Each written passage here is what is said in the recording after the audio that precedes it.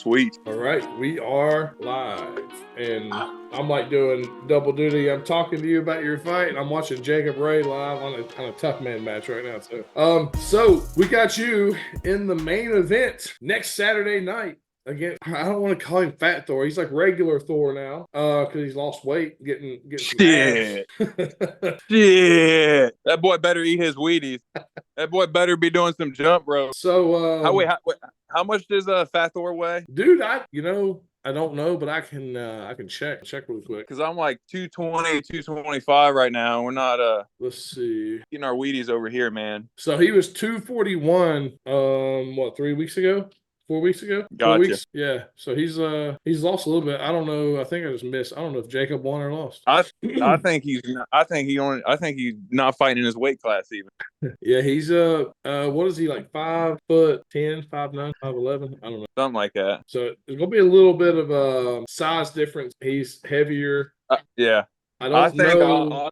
I think he's gonna have trouble even touching me, man. Well, I say that with confidence. He said once he figures you out, you've had a bad night. Once he figures me out, there's gonna be no figuring nothing out, man. I'm about to overload his nervous. He's not gonna know what to do. There's gonna be so many level changes and feints and hip fake. He's just not even gonna know what to do, man. Yeah, oh yeah. I guess you're a defensive lineman. I forget if you had been an offensive lineman, I wouldn't believe you that you could do level changes and feints. But since you were a DN, yeah, dude. Hey, they say defensive linemen, especially the DN, they say we're some of the most versatile athletes in sports, man. Because you got to be strong like a power lifter, but you also got to be quick on your feet and agile like a track runner. Yeah, you got to be I predict. I see myself running circles around this dude, and I don't know, man. I see a few different sequences in my mind that's going to put him down instantly.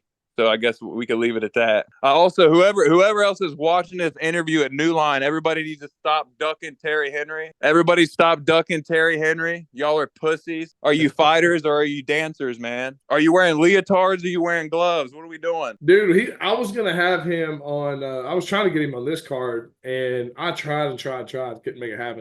Then I don't know if we're going to get him on May. I think that whole tournament's going to get pushed back to like July and be a 4-man tournament, because we went from doing a 16-man professional heavyweight Grand Prix, and then every time we would we'd start getting close to the 16 guys. We're at 15 and 3 of them will drop out. We're back up to 14 and 4 of them will drop out. So it fell to 11. I was like, you know what, man? Like, we're getting close. I was wanting to start this thing in May. I'm just gonna drop it down to an 8-man tournament. So I start talking to the 8 guys, or the 11, about narrowing it down to 8. And then like, this guy's out. I mean, a couple of them had other fights booked. So I mean, I get that, but we're down to, I think, 5 right now. So like, all right, we're gonna make it a 4-man tournament. Right. So it's Terry. I got it wrote on here. Let's see. So I got Terry. Then we got Jeremy Karshner, Clinton Campbell, Julian Mister, and Stanley Tippin. So those 5 guys, and that's if they all stay committed to it. And then the winner. Even our champion, he pulled out. But I mean, I get it. He's like, Justin's ready to hang it up. So Justin said he would fight the winner. So he just doesn't want to commit to like a 3 or 4 fight thing, because he's ready. He wants to do one more kickboxing match and hang. Right. That's got to be split up, doesn't it? You said a commission won't let you run it back to back. Right. It's going to be over like the course of multiple events, and we're gonna add them for amateurs too. So we'll try to. Oh, hell yeah! There's gonna be some winning. Not for amateurs, no. Oh, come on, Keith. You can cover my hotel or something, man. We can do that, but I can't pay amateurs to fight. So we pay you on ticket sales, pay you on your ticket sales and stuff. But yeah, if I'm paying amateurs, I'll get in trouble. So especially if it's like a fight purse, like the winner gets it, that makes you a prize fighter, which is like tough man and stuff. So I mean, West Virginia, as long as you're doing a prize fight tournament, or like even if it's like one single prize fight, you can do it. But Kentucky, you can't do that. But I can pay you on ticket sales. So like like anybody who claims me. Yeah. So like right now, your name's on there. If any of your friends buy tickets at the end when they're checking out and ask which fighter they're coming to see, your name's on there. Just click on your name, you get credit for it. Gotcha. Oh, hell yeah. Make sure they know. Spread the word, man. Did you say I had a few? I don't think so. I don't think you have any yet. Gotcha. Yeah, like I said, my social media accounts are pretty much brand new, and I've let family and stuff know, but we'll get the show moving. We need to get Gage fighting, man. I had him a fight. No, absolutely, man. I want to see him scrap. Let's call it a bomb threat to his place he works at. Get him out of work. Yeah.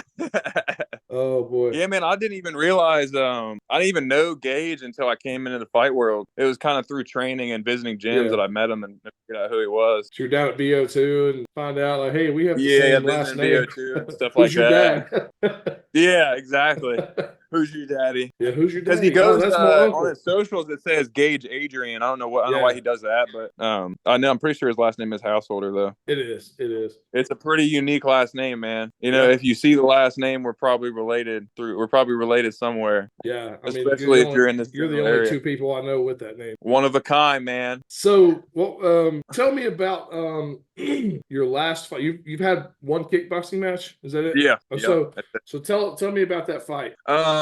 Honestly, man, start to finish, I think I had the guy beat from the beginning. I think mentally, I think spiritually, I just had him. I just don't think he realized my frame. You know, obviously coming into it, I was an 0-0 guy, so nobody's really expecting some kind of, technical monster. I'm not going to come in there and just execute him off of this crazy sequence. You know what I mean? It was probably going to be a brawl. People expect it to be a brawl. So physicality, coming into a brawl like that, that's going to be weighing on somebody's mind a little bit. And I think when he kind of saw me and sized me up, the very first thing he said to me when he walked by is that I looked a lot bigger in person. So to me, that's just a cue that he's thinking about what's about to happen to him. Yeah. And, we got in the ring, and as soon as the ref said fight, I kind of backed him into the corner. We circled a little bit, and I just kind of realized he wasn't going to check a leg kick. And I hit him with like 4 or 5 leg kicks in a row, man, and he dropped. At one point, after I kicked him one time, his corner was yelling at him to check kick. So I just let him rip, man. I just fired like 5 of them in a row, and he didn't get back up. It was pretty quick, though, man. I was ready to fight like right after. I haven't seen the fight video. I don't know if there is one, but I've seen pictures of him trying to get up. Or maybe it was a video of him trying to get up and he couldn't get up. Yeah. That's all I've seen.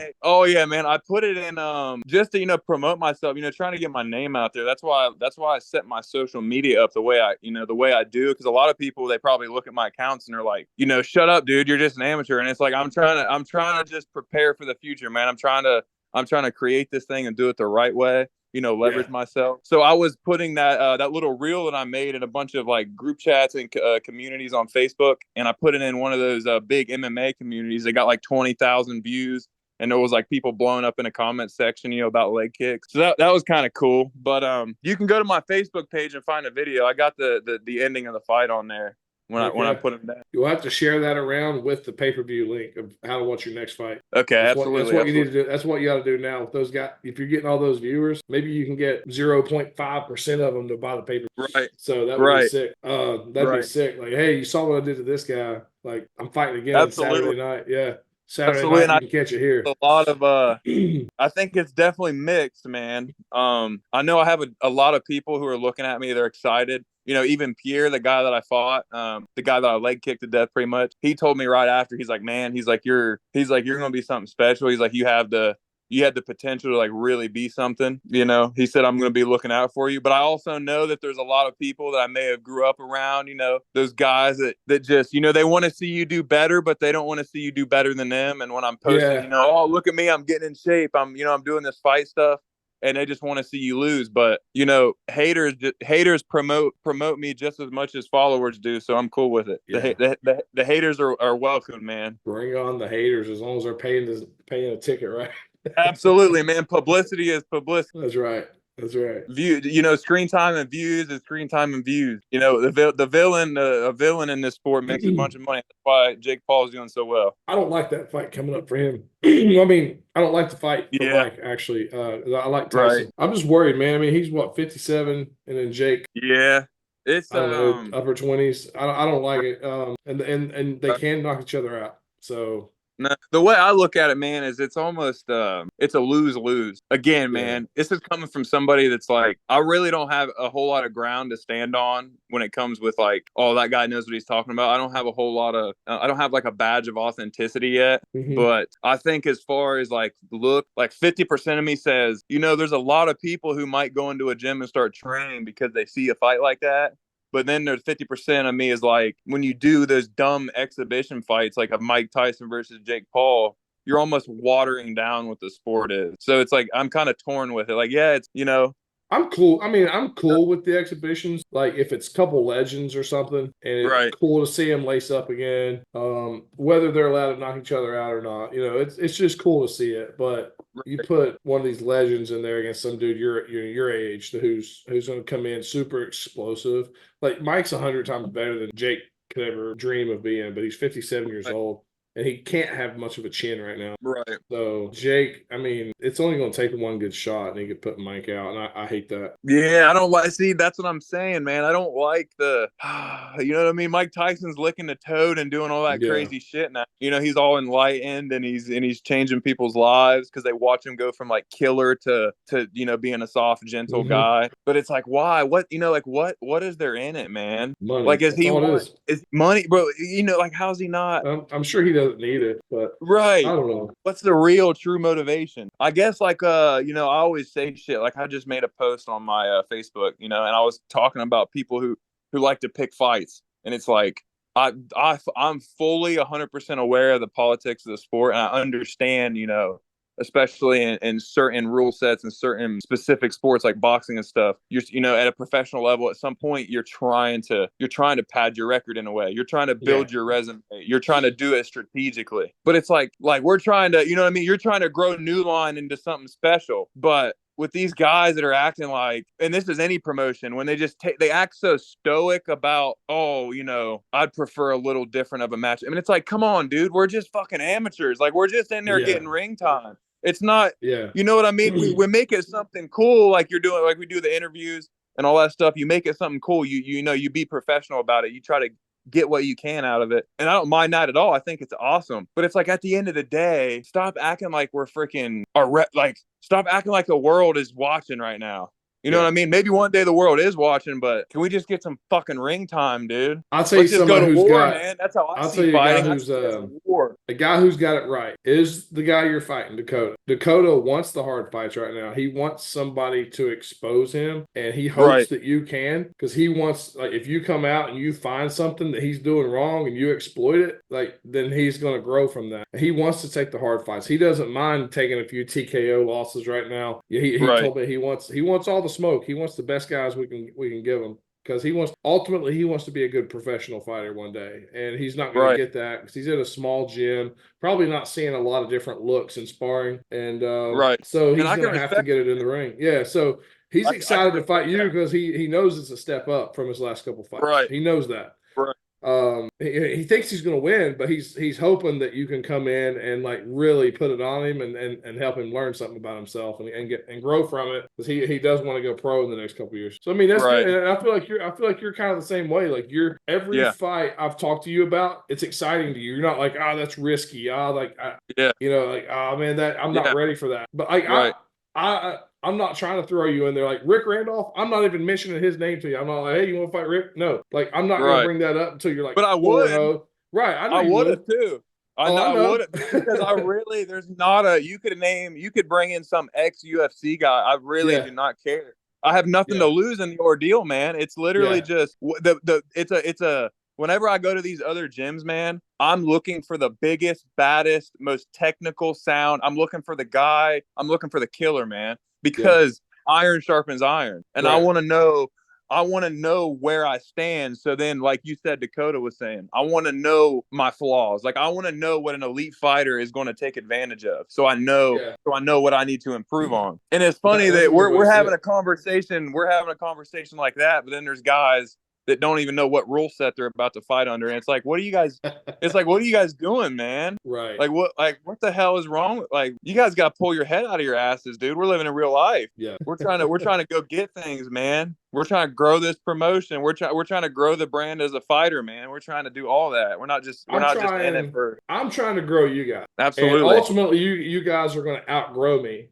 Ultimately, that's the goal. But in that process, you're going to bring viewers to me. But my ultimate goal is to see guys like you and Dakota, everybody move up, make it to UFC, make it to ONE FC, Glory, whatever that may be. Make it top ranked boxing. I want to see that.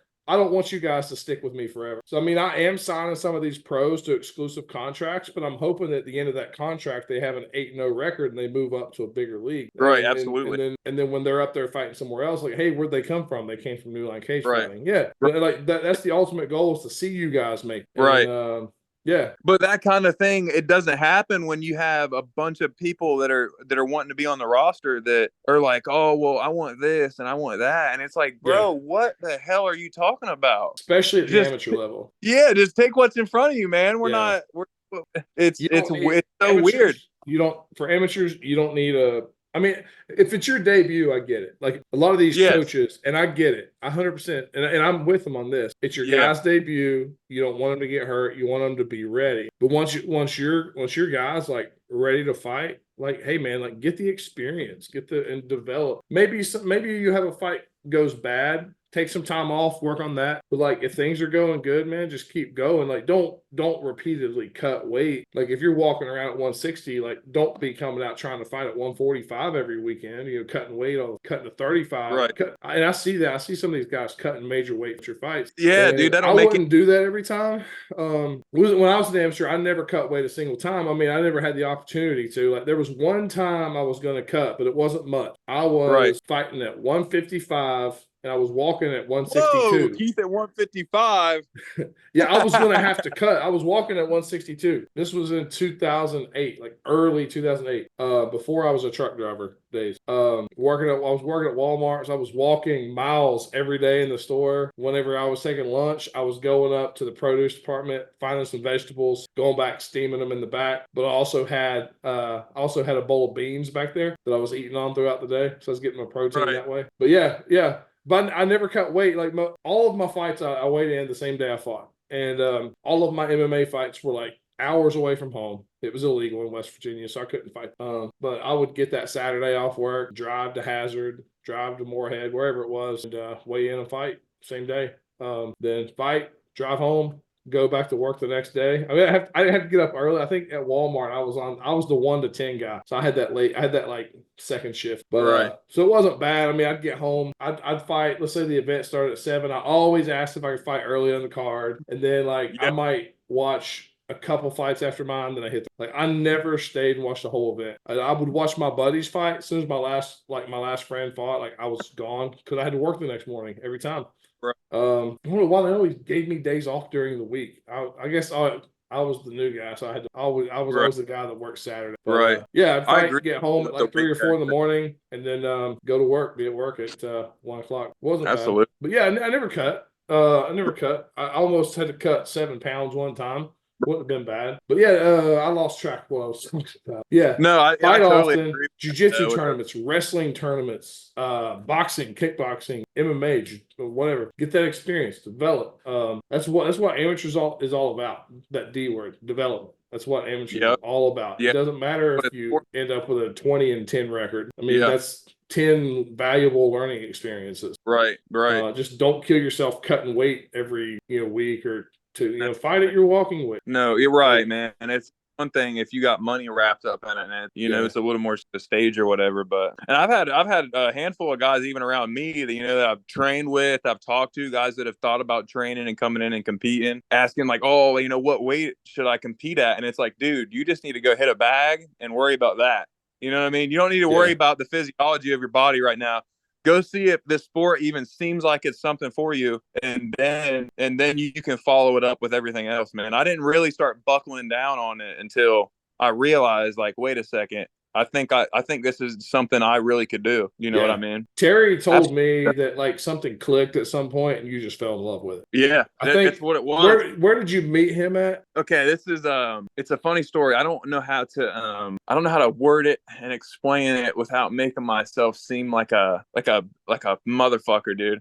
So I used to work with juvenile delinquent, getting cussed at, screamed at, getting attacked, I've had kids try to stab me. I've had, I've watched people try to drown themselves under ice, on New Year's, just crazy, crazy shit that your mind couldn't even conceive unless you were there. And there was a situation where I had to put my hands on one of them. and it's a normal thing. It's the restraints that they call them physical safety interventions. And there was a situation where I had to put my hands on a kid. The other staff that was assigned to the group, he had to walk away from us. He was doing something. I don't know what he was doing. So usually there's 2 staff with a group. He had visitation the next day. So there's there's a little bit of bruising on him. We end up going to the ground, all that. But it was a normal situation, man. Like he wasn't missing his teeth. I didn't hit him. I didn't strike him. None of that. It was just, the restraint. And he had visitation the next day, and his mother filed a report, and the way the system works, everything is set up to protect the child.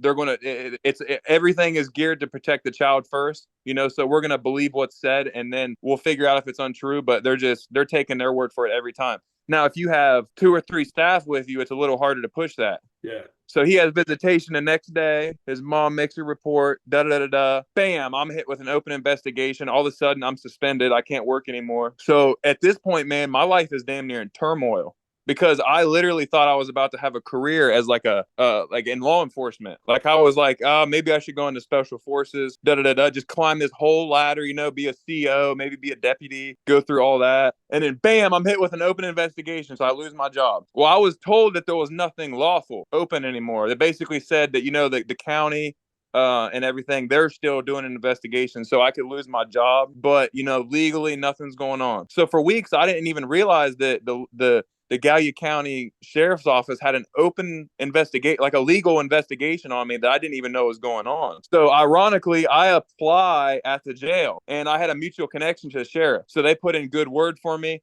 I get a text from the sheriff. They bring me in for an interview, had me do their PT test, had me do their drug testing, all that, brought me in for the whole interview process to then tell me, oh, well, there's an open investigation on you, so we can't hire you. It's like you literally brought me in for an interview when your own department's investigating me. But where I was going with that is that when I came in for the interview, I met Terry. Yeah. And because of his past, and he had a few situations, being a fighter, at heart past, where he had put his hands on people and he shouldn't have. And so long story short, neither of us got the job. But the one common thread was the conversation we had about fighting. And I had been looking for a gym train at because I knew that it could be an outlet. I had an identity crisis after I stopped playing football because it was all I wanted to do. It was all I ever thought about since I was a little kid. I just wanted to go play in the NFL. It was like my dream. Like I never even had a favorite NFL team my entire life. Never even had one, because I always told everybody, I said, whatever team I play on will be my first favorite team. Yeah. You know what I mean? So I was hell bent, man. I had all my eggs in the basket.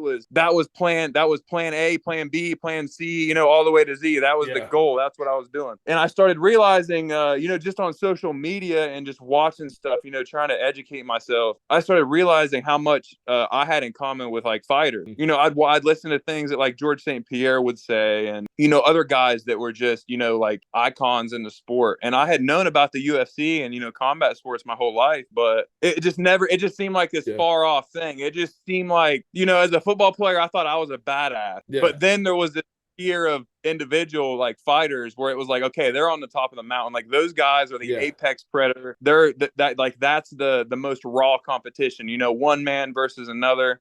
There's only one winner. There's no second place. It don't matter what your team did. It matters what you do. Yeah. And I just started realizing, like, you know what? I always got in trouble for hitting people. I'd always get into fights and scraps. I'm like, maybe that's what I need to seek out. Maybe that would be the next thing for me. And it was just this thought. It was just this little seed of like an idea, man. I didn't study fighters. I didn't like watch like, boxing drills or none of that. I was just like, I need to get into a gym somewhere and just like see what this shit is about. And, when we were at that interview, Terry said something about he had trained Muay Thai pretty much his whole life. He had a bunch of Muay Thai fights. He's fought MMA. And it was kind of just, that seed kind of grew into a little hatchling. And so then it just became another far off idea. Maybe I'll train Terry guy at some point. Yeah. A few months down the line, he texts me, says, hey, I'm finally getting into a building that's closer to you. And I said, let's do this, man. And at first it came in and it was like, the worst I could do is get in better shape and learn how to punch somebody, and then it just turned into, wait a second, like I feel like I could really compete at an elite level with this, and why not? Let's do it. I love this. I love the energy. I love the people that are involved in the sport. I also love how the marketing in the sport is like Like, for example, in the UFC, at the most high level of like the highest stage possible, a lot of people say the UFC, Dana White don't care what you say. And I've always been a dude that I just can't hold my tongue with certain people, and the NFL doesn't like that. Football coaches, they don't like mouth runners. They don't like people who speak their mind. But the fight world don't really care. The fight world's just, if you run your mouth and lose, you're gonna get shit on, and everybody's gonna, But if you run your mouth and win, then you might just end up like Conor McGregor or something. Yeah. Yeah, McGregor would not last in the NFL. No, absolutely not. He's got the mouth. He would be ran off. And I believe, man, I think that if I don't know who said, I think it was Joe Rogan that was coined saying this. He said that if NFL guys decided that they were all of a sudden going to come fight, he said the UFC would be in trouble. Like, there would be a lot of people who wouldn't have a spot on the roster anymore. Because at that level, man, a lot of people, when they're watching it, I don't know, you said you played football, right? Yeah. Or did you?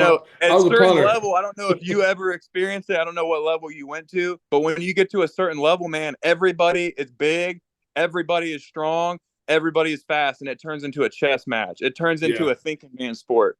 And that's where I think that I have the advantage, because I have the physicality, I have the athleticism, but I also have the mind for it. And I think that that's really what sets me apart in this sport. Which, again, man, anybody can say whatever the hell they want. Oh, shut up, man! You only got one fight. It's all up here, dude. It's all, you know what I mean? It's all. I hate. Terry hates the word manifested. I guess it's all kind of just being manifested right now. I believe in it. You know what I mean? So your life is basically like the plot of that movie, Never Back Down. Yeah, dude, 100%. Except you haven't been beat up by some bully yet. Right. Well, if I went on a whole, I could talk for hours and hours and hours about my life, man. But my dad died when I was little. I was a small kid. It's one of those, you come home from school and your mom tells you, you're never going to see your dad again. There's so many sequences and revelations in my life, man, that just turned me into who I am today, and I'm thankful for it, man. Even since I started training, I'm constantly trying to. My mentality is just, why not be the best? Yeah. Why not? Why not? You know what I mean? Why not me? I always said that growing up. Why not? Why does everybody adopt the mindset that there's just some magic pill or some lucky thing that you're born with? And I think that that's total bullshit. I think that John Jones woke up and he said, I'm going to be the greatest. He woke up and chose to be what he is. He woke up and chose to devote his mind to it. He didn't just get lucky and became one of the most dangerous guys in the world. No, he put his mind to it. And I think that we put our mind. You can have those good genetics, but there's a lot more to it than just being naturally athletic. Right. And to me, and it's not even just a fighting thing, football thing. I think with anything, man, and I take this from a head coach that I had in high school, that he was like a father figure to me. He would flame people when they said try hard. He hated the word try hard. He said, why the hell would I do anything in life and not try? Yeah. Why would I not try hard? Well, you know what I mean? Why would I be reminded to try? Yeah. Right. You know what I mean? Why would I not want to go be the best? I would rather have a man on my team that I have to hold back than a man that I need to push. Yeah. That's just my whole mentality, man. Let's just go take it all. Like Muhammad Ali said, I'll show you how great I am. And that's my mentality with it. And if nobody likes that, is listening to this, man, then let's sign the waiver and you can come in and you can teach me something. Seriously. Yeah. Well, you can show me, but until then, I'm just gonna keep saying it, man. I'm gonna keep vocalizing it. I mean, you're young in the sports. I mean, having that mentality that you want to learn, you want to grow. I mean, you need that. I mean, there's a lot of guys that I see just getting started in it, and then I don't think they actually want to do it. And you can see that in them, and they start second guessing themselves. But like you had your first fight, and it went well, and you're like ready to keep going. And I saw you already have a fight scheduled here. You got one in, I think, May. And then I was going to talk to you about May 18th. So yeah. Actually, I'm scheduled the 27th, man. Okay. Of April. This month. Okay. Yeah. So, and obviously, I've already discussed it with the promote. It's I try to be cordial. I try to communicate with everybody fairly. I told him, I said, obviously, I'm fighting on the 13th. I'm gonna if I'm not at 100% and I feel like that it's not a good decision, I'm just pulling out. You know what I mean? And he's totally okay with that. He's got me right on the main poster. I haven't shared it everywhere yet. I haven't promoted that fight because I don't want to I don't know. That's just kind of bad omens. I kind of want everybody, hey, look at the look at the rock in front of us. Let's not focus on our whole life. Let's focus on what's right in front of us, and then we can move on to the next thing. So when I come in and when I come in and I show Fat Thor why he needs to get better, then I'll start promoting the April 27th fight. I like that. Shit, you fucked up giving me a microphone, Keith. Hey, somebody's got to take the microphone from me. Yeah, they do. Yeah. So we had you scheduled originally against Ryan, and then he got hurt, and so I'm thinking he's going to be okay to fight in May. And so I was gonna after this fight we'll talk and hope if he's not already matched for MMA, he'll do kickboxing, but like as an alternative if we can't find somebody. Man, nobody wants to fight him. I am trying to I'm trying to get him a fight. I'm trying to get he has a teammate that's also at 205, and I'm trying to get him a fight. And nobody wants to fight Ryan because he's a dangerous striker, and then the other guy, they're just like, well, this guy's too good for wrestling. So see, I love I guess Terry will fight any of them. He doesn't care. Yeah, man. He'll have to get him but he's already fighting one of their teammates. And he said, and listen, man, I know Terry real well. We're good friends now. He's the kind of dude that he is not like, he's not in it to go make a following. He's not in it to go, no, sure. If he can make money doing it, hell yeah, he's going to do it. But he's not. He really enjoys it. He's not. Yes, he's not in it for that, man. And he says it all the time. He said, "Listen, I liked the fight. I liked I like the blood, sweat, and the tears. He don't give a shit about the promotion. He don't care about no walkout song. He don't care about none of that. Now, yes, he's going to do it. He's going to take the money if it's given. But at the end of the day, man, he'll fight you at Walmart and he'll enjoy it just as much as he's going to enjoy it if he fights in the octagon or the ring, man. Yeah. And I really believe that he's one of those guys. But I want to hit on the Ryan guy. That guy. When you gave me that match, man, it was almost when I read your message and I looked the dude up, it was I had been getting frustrated, man, because it was like, I want to fight right now. Give me somebody right now. And in the first fight, 3 people pulled out in a row. Bam, bam, bam. Every single time I got matched, they got pulled out. And I just kept telling Terry, I said, I'm like, are all these guys at New Line pussies too? Like they don't want no smoke either. They don't want to fight. And you hit me with the Ryan dude, and I said, this is the fight that I've been asking for. So the universe is giving me what I've been asking for. This is a guy that matches up, former football player, opposite side of the ball, offensive lineman. When I watched this fight, was a fight that potentially could have happened on the turf. Oh yeah, dude. And I think that it would. And I told my friends too, man. I said this would be a high level amateur fight. I think it would be. It would be an amateur fight that everybody in the crowd is asking, like, are those guys pros? You know what I mean? I asked or when I watched his film and stuff, he's not a brawler. Good. Right. Exactly. He's good. He's not a brawler, and I just think that now obviously. Anybody could catch anybody. There's always that lucky, you get caught right on your chin. It don't matter what kind of motherfucker you are. If you get hit on your butt and you're going down.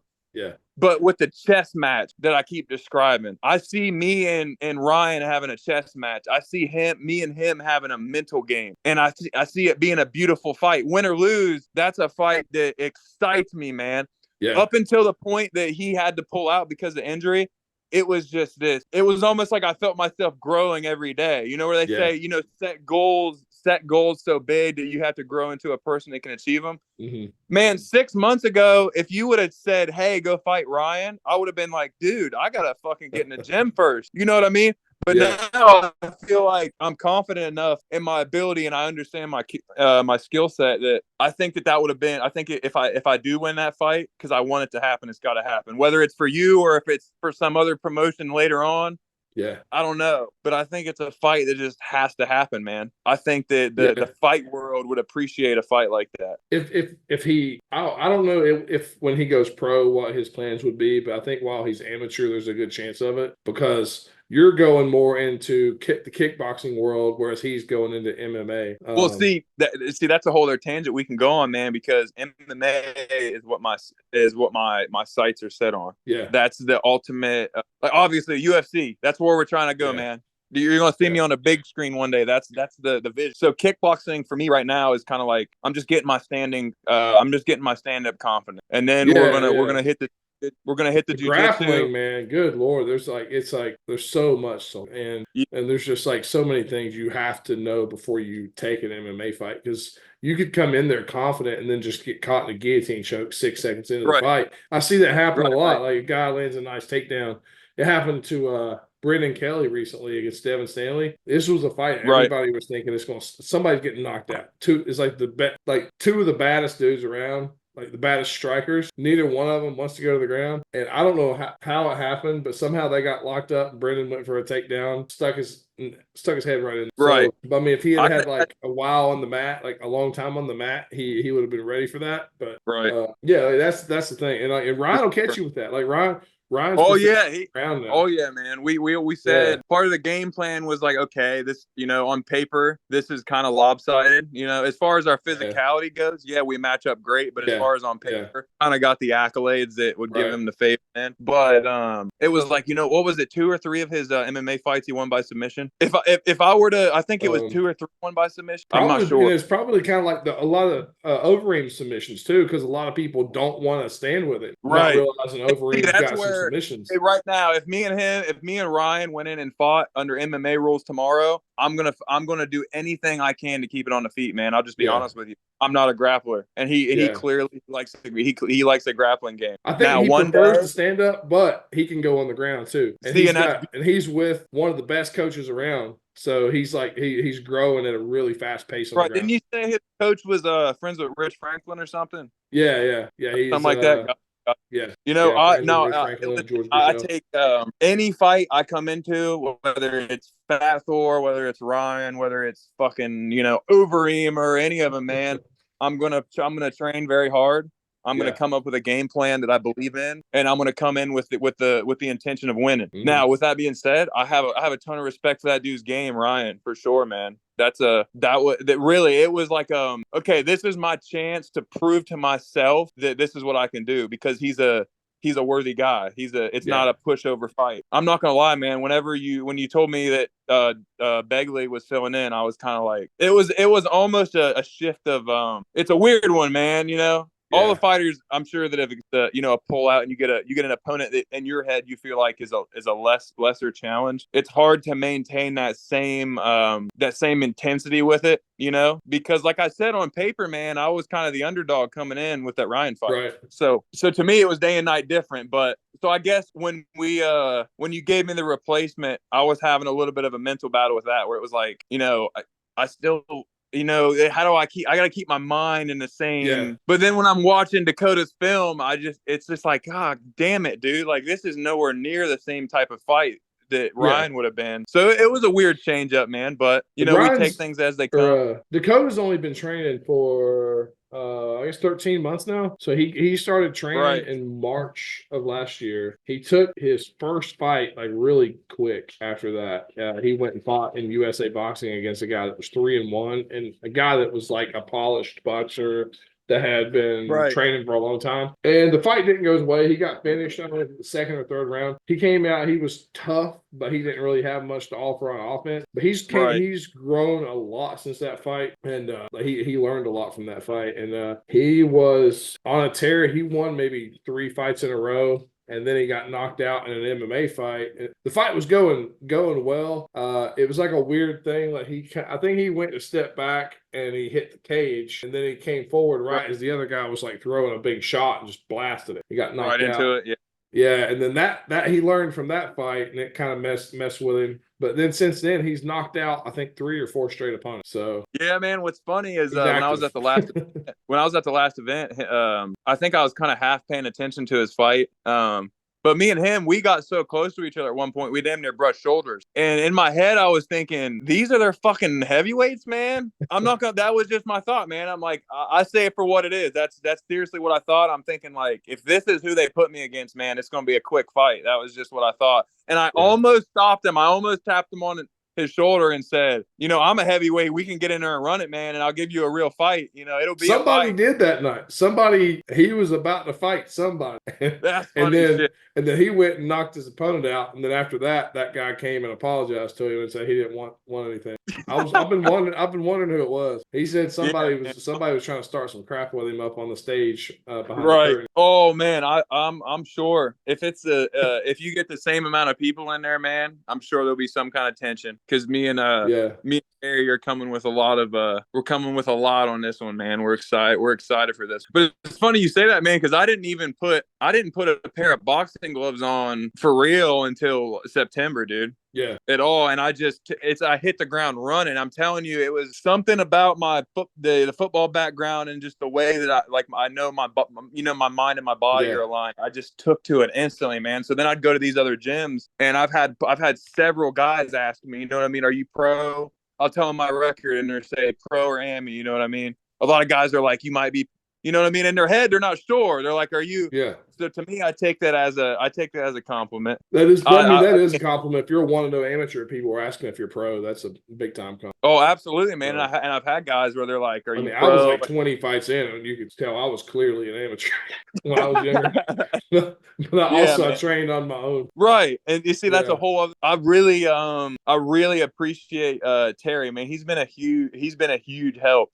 Like, you know, not even just training, man, but as far as a friend, he's just a solid guy, man. He's the kind of dude that, like I said, he'll fight you at Walmart over a box of cereal just because. Yeah. But if you're in his corner, man, he's the type of dude to give the shirt off his back. Yeah. Seems like a good dude, man. I was looking forward to meeting him, and then I got stuck announcing the last event. Right. And he said hi to me, but I didn't get to talk to him after. Right. He's a little rough around the edges, as I am too. But once you get past, if you're the type of person that's just you're just to the point, you're not there for games, you're just there to perform, you're there for real life, then he's the kind of dude you'll get along with. But if you like if you just like antics and you like talking and you're not showing up to work, you're probably not going to get along with him too well. And unfortunately, that's why we've had a lot of guys come train with us that no longer train with us, because it's just, sometimes that's just where the pavement meets the sidewalk, and it is what it is. Yeah. But yeah, speaking of Terry, man, what the hell? Again, what's up with all these people in New Line? I don't know who all is going to watch this interview, but you guys are pros, man, and you're ducking. What's going on here? It's been bad timing trying to get him matched up around everybody's schedules, and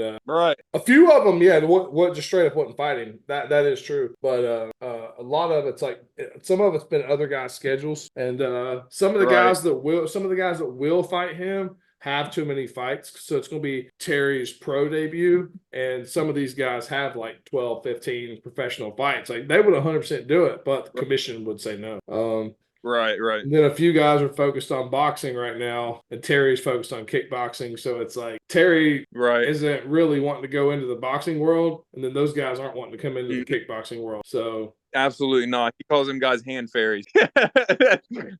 For real, man. And we can come spar with you guys, but you won't come spar with us. What's up with that? Oh yeah, that's true. I'm just talking shit though, man. I respect all the sports.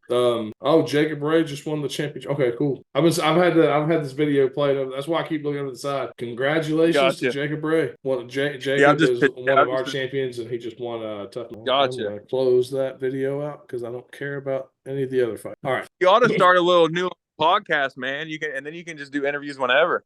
We had one. I haven't been posting to it. We might just throw this one on there. It's on Spotify. Yeah. Well, it's actually it's on Spotify and Apple Podcasts and a few others.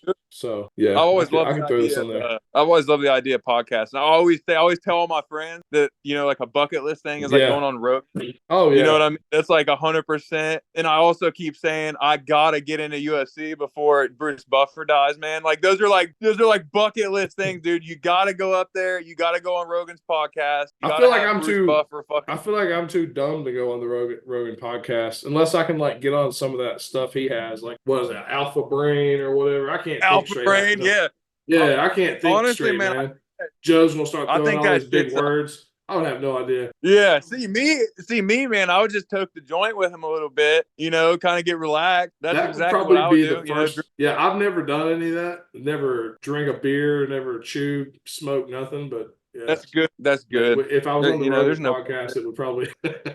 that would probably change it. Dude. Like, yeah, give me some of that. That's just a cool. I've always had friends too tell me that I have like the wind and the. I like to talk. I like to talk about more complex things. I guess Yeah. I just have fun with it. So I think it's complex. I'm just like, okay. Right, right, dude. And I like going into it, and I like picking things apart and going, this don't make sense, that makes sense. Yeah, I'll just be like, yeah, that's cool, man. Anyway. Right, yeah, exactly. Talking too smart for me over here. I was just saying too, right before I got on the phone with you, I was like, he's a pretty laid back kind of dude. Yeah. I was laughing about the hot dog message. You had said something about you were going to eat a hot dog and then send me an invite. And I'm like, dude, this guy. I'm like, he really just don't give a shit, dude. Dude, I made 6 hot dogs earlier for me and the kids, my wife. Nobody ate any. So far I've had 4 of them, and there's 2 left. You got the coney sauce out and everything. No, man, I just throw mustard on it. I'm just oh hell yeah, maybe you got you got to mix up the mustard and the ketchup. That's how you do it. I don't do the ketchup, not on a hot dog. Oh man, I'm not I think I did when I was a kid, man, but I don't like it now. I don't know. I'll eat it with fries, but that's it. Not a ketchup. But 2 more hot dogs over there calling my name. I'm gonna have to give them to the dog or something. Yeah. Speaking of dogs, man, hey, Rosie, say hi to Keith. This is my dog, man. Rosie, come here. Say hi, Rosie. What's up, Rosie? Rosie. Yeah, this is my best friend. Hell yeah. You and Rosie playing the UFC, huh? Oh yeah, I got UFC game on in the background. I got that, but I never play it. I don't know why I buy them all and I never play it. UFC. What do you play on? I guess. Huh? Xbox. Oh, I'm on PlayStation. I mean, I don't play it, so I mean, I would. I even got that new boxing game, and I never play it. Undisputed Boxing. New Fight Night game? No, it's Undisputed. It's only on PC right now. Oh, okay. It's a new one. It's got all the big guys. Tyson Fury's on there. Wilder, yeah, they're all on there. All the current top guys are on this game. The graphics on this game put the last Fight Night to shame, but that last Fight Night is what, like 9-10 years old? You talking about the one with Isaac Frost and Andre Bishop? Yeah. They're coming out with a new one though, but I heard it's in development. But yeah, that Undisputed. Yeah, the graphics put Fight Night to shame, but Fight Night 10 years ago. Right. The UFC game, man, that shit pisses me off. I play it still, but it makes me mad. I would say the graphics on Undisputed Boxing is probably as good as the UFC 5. Yeah, UFC, dude, and the body language and like the cadence of the fighters, the way that they bounce around on their feet and the way that they hold their hands, they really they were able to like personify the fighters like really well. Like if you look at the guys like real life stance and the way that their posture is, they matched it on the game like really well. When I play, dude, I always end up playing as like the legends. I'm always like Dan Severn or Tito or Chuck, somebody like that. Yeah, I never play with boys because I like to stand. But those are always the best. Where you put Dana White versus Tito Ortiz. I never play with Dana or Bruce Buffer. I don't know why. I just you always do Bruce Buffer versus Dana. No, I always just do the old school guys, man. Anytime I play, I'm just like somebody old school, like Mark Coleman versus Severn or whatever. Tito versus Mark Chuck. Coleman, man, that motherfucker just came out of no. I mean, obviously, unintended. House fire isn't really. But I remember, coming into the fight world recently, I had remembered who Mark Coleman was because I'm pretty sure he's an Ohio guy, Columbus. Yeah, I just remember his face and I remember his name and stuff like as a kid, him being in the UFC. And I have a friend that goes to Immortal sometimes and that's where he trains at. And it just kind of came full circle. Place. Yeah, Matt Brown's place. And it kind of came full circle with that Mark Coleman dude. Like I remember him as a kid and he's kind of like this old timer now. Yeah. And you look at his Instagram and stuff and it's like, man, this guy's ate up. That was my first thought. Like, man, this guy really went downhill for a while. He's old and he was probably juicing when he was younger. Oh, 100%. 100%. Yeah. You could see, but he got like real bad on alcohol and everything. I'm pretty sure, but he kind of rebounded his life. I think he loves that Liver King dude. He's always talking about the 9 ancestral tenets. But it was just weird because the house fire thing happened, and it was like he's right back in the spotlight. And they want to bring him in on UFC 300 to do the BMF title and everything. Yeah, he's a bad dude, man. He was. There was. I mean, a lot of those guys from that era were. Oh yeah, dude, and that was before some of the rule changes. Mark Coleman was famous. Mark Kerr is the guy. I think he's the reason you can't knee a knee to the head of a down opponent. Mark Kerr was just go get north south. It was him. Knee him in the head. Yeah, I was gonna say what they do. Yeah, Mark Coleman was headbutting people. Kerr was kneeing them to the head. Randleman, I think, was just trying to throw people on their head. So Randleman's probably the reason that spiking is illegal. It's dumping them on their head. Yeah, I think some of Randleman that was shit, another man. Columbus guy. If I'm not mistaken, I think Kevin Randleman was from there. Him and Coleman.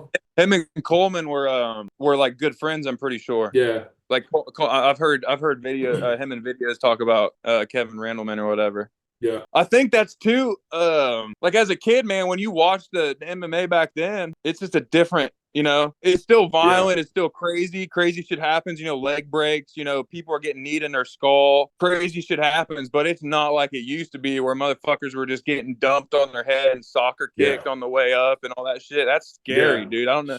That's some gladiator shit, man. I don't think there was a leg breaking UFC until Corey Hill. Corey Hill? Yeah, I think that was I might be wrong, but I think that was the first. That was the first time somebody threw a kick and got checked the kick and got a leg broke. I can't remember. He was Corey Hill was a really tall guy that fought at 155. Gotcha. He was a good wrestler. But he was really skinny. Rimmed his legs, dude. That where his leg broke. I swear his leg was like that big around, pencil legs. The first leg break I remember, it seems like everybody probably remembers this one was the Anderson Silva one. That was the big. That was the big whoa, that can happen. And then Chris Weidman turned around and had the same shit happen to him, which is just, that's crazy. Yeah, because that's mind-boggling. The first time I saw it was in a pro kickbox. Then the second time I saw it was Corey Hill, and I think Anderson was the third. Oh, you saw one happen in person? No, not in person, but I was watching a kickboxing match. It might have been in the 90s, early 2000s. Oh, gotcha. It was it was a kickboxing event in Europe. I don't remember even how I was watching it, but yeah, that's just gruesome. A lot of that stuff. I used to try to catch all the K1 events, all the Pride. Right. That shit's gruesome. Yeah, for sure. And that's another reason that I'm I guess the way that I would describe the way that I know that I'll fight. I'm not afraid to get in a dogfight at all because I pack a lot of power. So or those guys that pretty much the only thing that you can say about him is, he's not very technical, but if you get caught, you might go down, where it's I have that same power and probably more. And I'm not, you know what I mean? And that's not what I'm doing. But with the whole kicking things and breaking your legs and shit, I've seen plenty of videos where the dude, where it's why'd you even throw that kick? It's almost like it was a random, they threw it off of a weird, not saying that with Anderson Silva situation, but and off-ball situations where it's man, dude, when you're banging shins, unless you're a fucking Muay Thai dude that's been kicking metal poles since you were 8 years old, you should probably be kind of, hesitant when you're swinging your fucking shins around like that. Yeah, a lot of these MMA guys don't have that type of Muay Thai background to build up all those calluses on their bones and stuff, calcium or whatever. Calcium deposits on their bones. But I see it like this, back in the early UFC days, the wrestlers and jiu-jitsu guys who were going for takedowns, guys didn't know how to stuff takedowns, right? Then eventually guys learned how to stuff takedowns. Now a lot of the fights are on the feet. Well, guys didn't know how to check kick. Now people know. Yeah. Now the game's evolved. Now people know how to check kicks, and now you're seeing people check kick and break the leg of somebody who's only been throwing kicks since they were 18. Not one of these guys that's been kicking palm trees or whatever since they were 3. So that's it. Right, for sure, man. Yeah, I'm definitely I don't know. Not to say, dude, I fuck my toes up constantly. My toes, honestly, are my biggest issue. Is fucking catching my toes on people when I'm kicking. Yeah. But as far as throwing the kicks and stuff, man, once I take those shin guards off, I'm definitely going to try to fucking prevent my shin bones from snapping in half, dude. That's the last fucking thing I need. I think the Muay Thai guys, I don't think they point their toes. I think they keep their toes up, right? Because it keeps that muscle flexed in your leg. No, actually, it's the opposite. Is it? Actually, they point their toes because it exposes bone. Same thing when you throw elbows. If you feel your forearm, if you make a fist with your forearm, it covers a lot of the bone on your elbow with muscle because your muscle, it flexes. That's why guys, when they throw elbows, especially if they have no gloves on, you can see when you throw an elbow, you keep an open hand because it exposes that bone on your forearm. Okay. Yeah. And when you throw a knee, how you said, I'm a dude that's just afraid to break my bone, so I flex it. Right. But same thing with when you're like when you're checking a kick or you're throwing a kick, you know, like where you were talking about having your foot kind of like this. Yeah. Instead of having, you want your toes to be pointed down, especially when you're throwing a kick or knee in. Because if you come in with a knee and your toes are pointed up, you might bang right into their shins with your toes. Yeah, so you want your toes kind of out of it. Yeah, for the knees. Man, I could go on and on talking about shit all night with you, dude. If you spark a fire, I'm just gonna. Yeah, I'm sure nobody's gonna watch us this long. We'll have to do a part 2 sometime. Absolutely, man. So, anything you want to say to your opponent before you see him? It's a good one. I gotta leave it on. I gotta leave a good. Oh shit. I guess, man. You're gonna reach and I'm gonna teach. That's just what's gonna happen, man. I'll definitely show you some things that you need to work on. You know, no bad blood, man. We all breathe oxygen. We all bleed red. But I'm coming for what's mine, dude. All right. Well, hey, thanks for everybody watching this, especially if you endured watching us this whole time. I don't know how long we've been on here. We damn near had a whole podcast, dude. I think we did. I'm gonna have to put this on Spotify. So, all right, Tyler, look forward to seeing you compete next week, man. Absolutely, Keith. Have a good week of your last week of training. Thanks, man. Yeah, man. Good luck with dealing with these fighters, man.